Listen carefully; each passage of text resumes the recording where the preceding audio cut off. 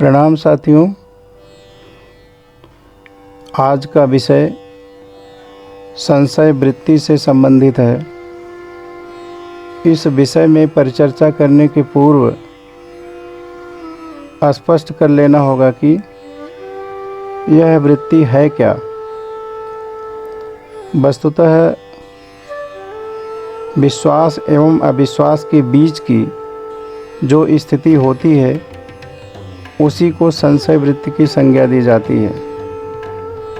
इस दशा में हम किसी विषय विशेष पर स्पष्ट निर्णय लेने की स्थिति में नहीं होते। एक ही निर्णय कभी सही लगता है, कभी गलत।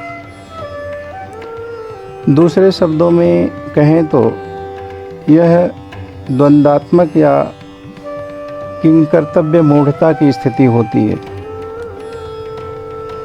इस संशय की विकृत अवस्था में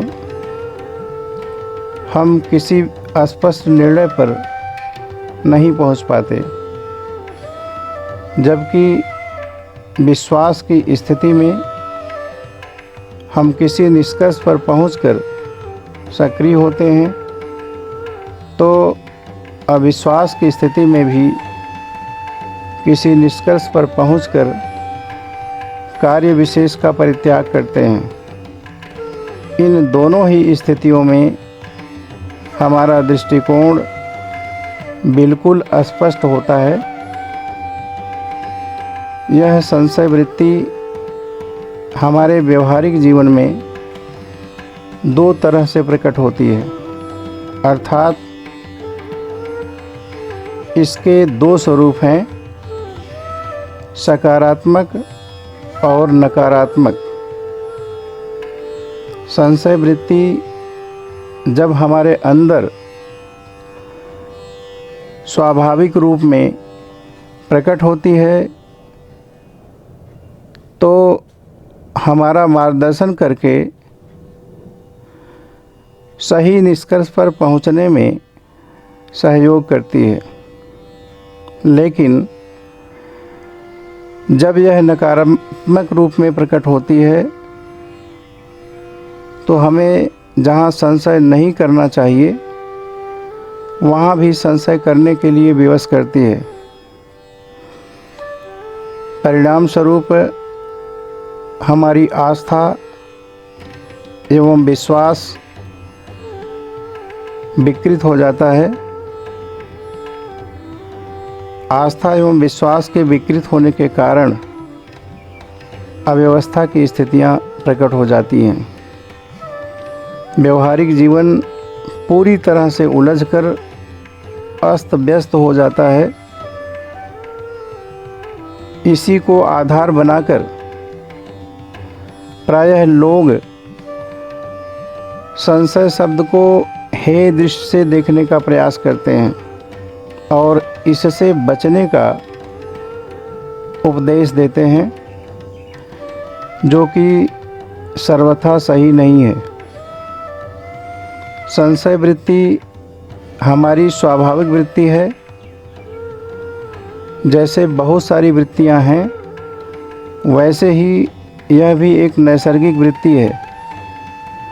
यह जब अपने मूल स्वरूप में प्रकट होती है तो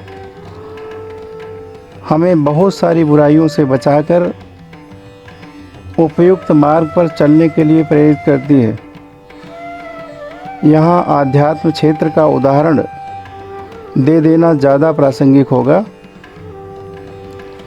जब हम किसी मार्गदर्शक से मार्गदर्शन लेने जाते हैं तो ऐसी स्थिति में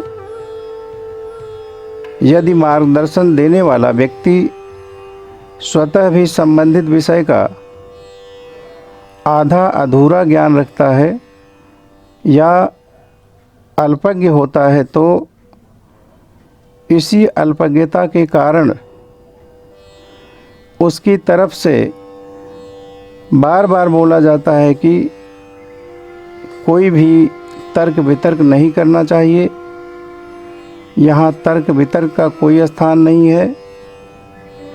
कोई संशय नहीं करना चाहिए, इत्यादि इत्यादि। बड़े आश्चर्य की बात है कि उसके अनुयायी भी उसी का समर्थन करते करते लकीर के फ़कीर बनकर बुद्धि विवेक को ताक पर रख देते हैं और अंततः अथक प्रयास एवं पूरा समय देने के बाद भी जब अपेक्षित सफलता नहीं मिलती तो भाग्य का रोना रोते हैं।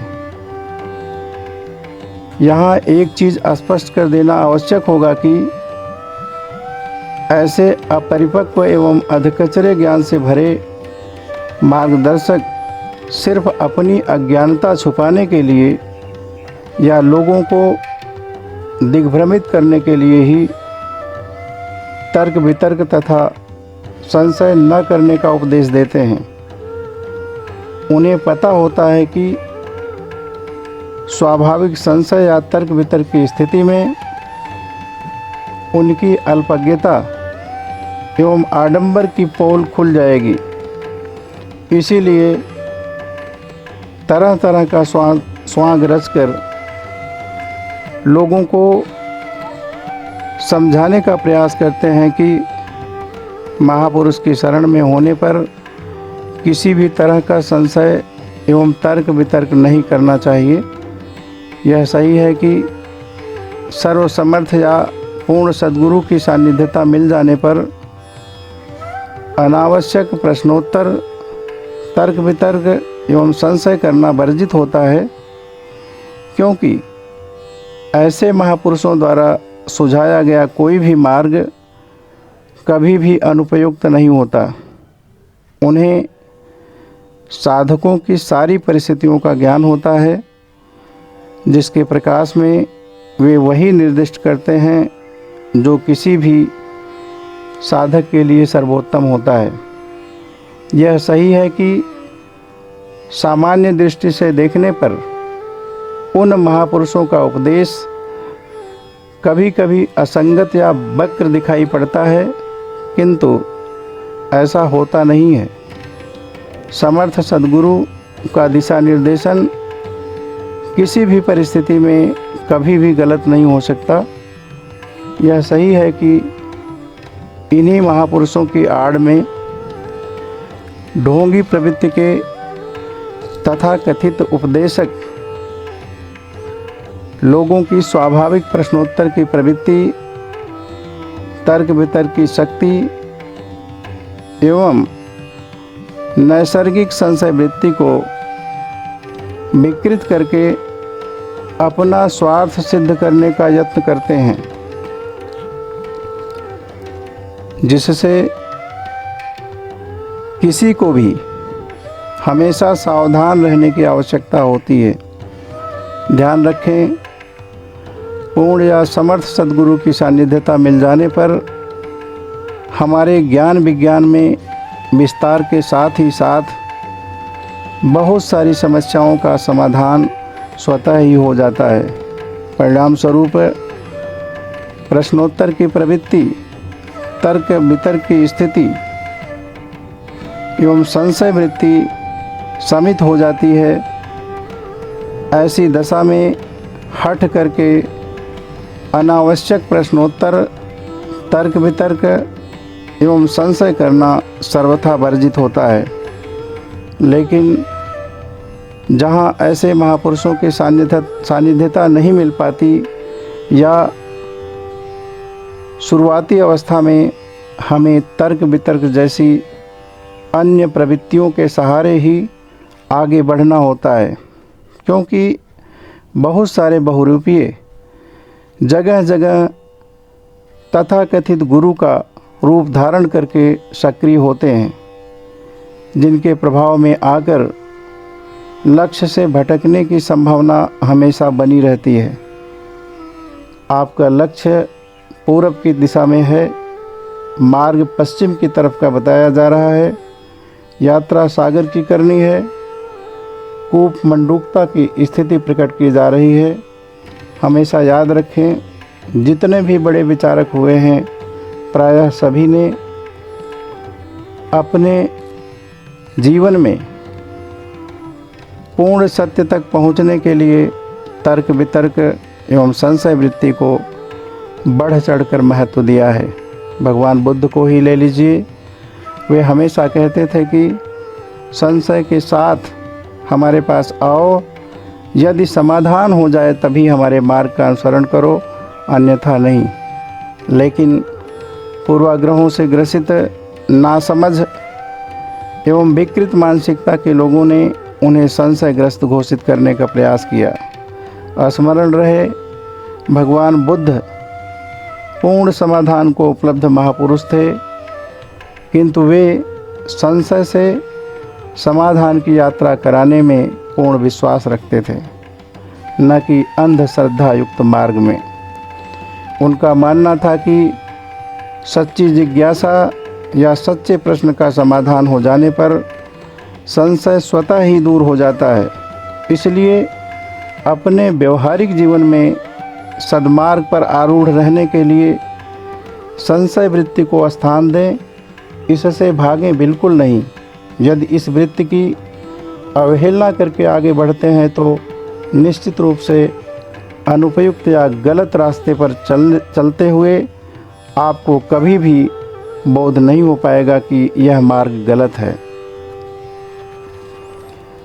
किंतु यदि आपके अंदर स्वाभाविक तर्क वितर्क या नैसर्गिक वृत्ति सक्रिय है तो आपको सहज ही पता चल जाएगा कि आप जिस मार्ग पर चल रहे हैं वह लक्ष्य की तरफ जाने वाला है या नहीं। आध्यात्म क्षेत्र में बहुत सारे लोग ऐसे हैं जो बुद्धि विवेक को ताक पर रखकर लकीर के फ़कीर बने हुए हैं। उन्हें न लक्ष्य का ज्ञान है न मार्ग का। नासमझी में बरसों से साधना के नाम पर कोई न कोई उपक्रम कर रहे हैं, किंतु समस्याएं घटने की बजाय बढ़ती जा रही हैं। मंजिल नज़दीक आने के बजाय दूर होती जा रही है।